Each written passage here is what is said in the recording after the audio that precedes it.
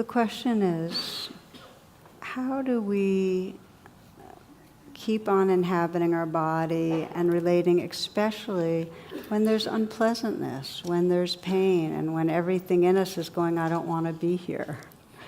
And there is an equation that's very, very useful when we explore this, which is pain times resistance equals suffering. This is what happens when we have pain, is that there's a signal that something's wrong, and then it starts proliferating. So it's not just pain, but there's resistance to what's there, and then we lock in to suffering. A few days ago, I was swimming. I swim pretty regularly, and I strained or pulled something behind my knee. Now, my two major ways of exercising are hiking and swimming.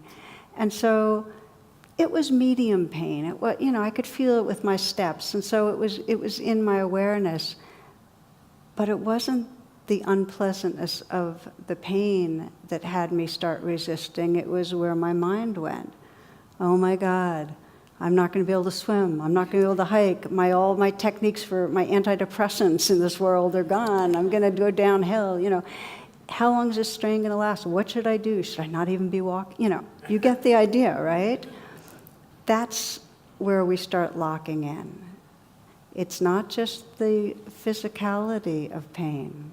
It's what our mind does with it.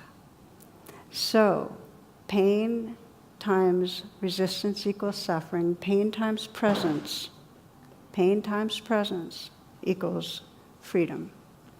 And let's look at how that can be the case. The first step is, when you find that there's pain in your body, just out of interest, start checking, okay, how am I resisting? What's the resistance? And what you'll probably find if you look close enough is where there's discomfort, there's a tensing against it. There's like a pushing away. And you'll also notice that your mind doesn't like it, and that there's thoughts about it that are trying to get rid of it. So you'll start sensing the different layers. Bring that above the line. We talk about the circle with the line going through it, and what's below the line is where you're unconscious, and above the line is consciousness. Bring resistance above the line, because if it's below the line, the contraction will end up creating more suffering. That's part one. The second thing is, drop the word pain and just sense what's there as changing sensations. And you might even be sitting here right now and feeling your body, and maybe there's an area in it that's uncomfortable, that hurts. The practice is to shift from that fixed concept, pain, to, okay, this is moving sensations, and get interested in seeing if you can feel them, just as we practice with the meditation from the inside out. Can you feel the center of them? Can you feel the space they occupy?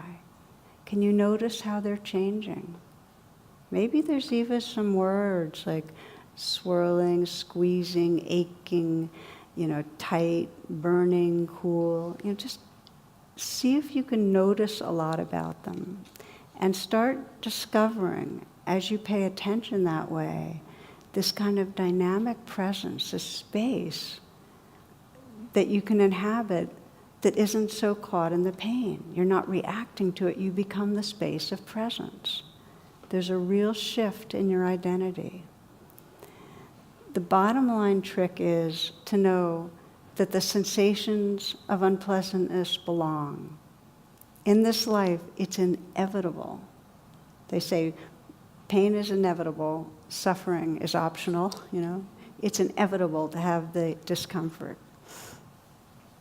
So let me tell you about one woman that was one of my inspirations in working with unpleasant sensations in the body.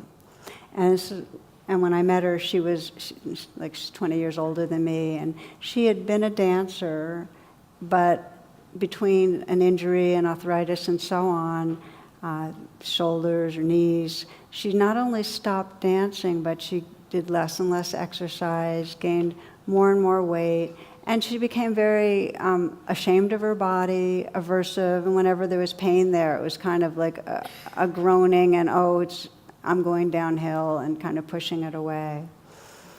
And so when we talked about, well, what does it really mean to re-inhabit your body, this was not a pleasant prospect. I mean, because any attention to her body got her in touch with hating her body, really. So the work of the practice was to notice the layers of the resistance, not liking my body, not trusting my body, feeling betrayed by my body. When pain comes up, it's only going to get worse, this arthritis. All the thoughts and all the ways that she tensed against and pulled away. And her practice became to kind of undo the resistance, just to say, it's okay, this belongs. In other words, whatever the waves were there, the waves in her mind, the waves in her body, the unpleasantness, this belongs. Now the power of saying this belongs, or I sometimes say this too, is every time you say it, there becomes more space for what's there.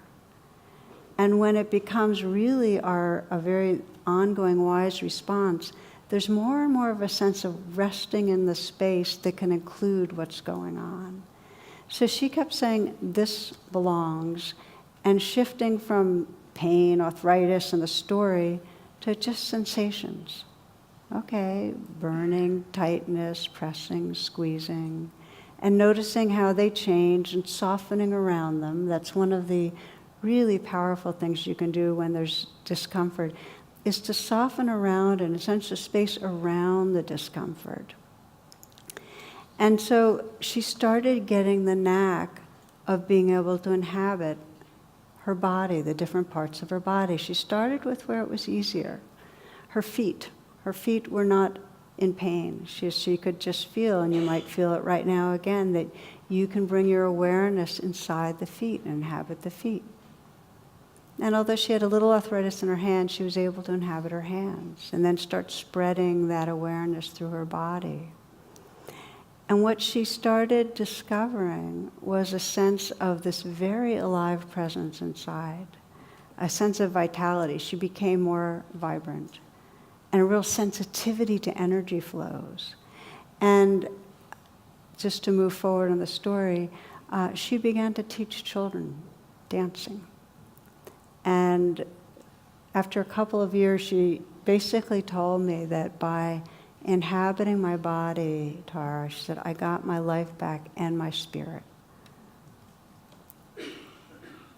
It doesn't matter that there's pain. What matters is how we work with it, how we relate to it.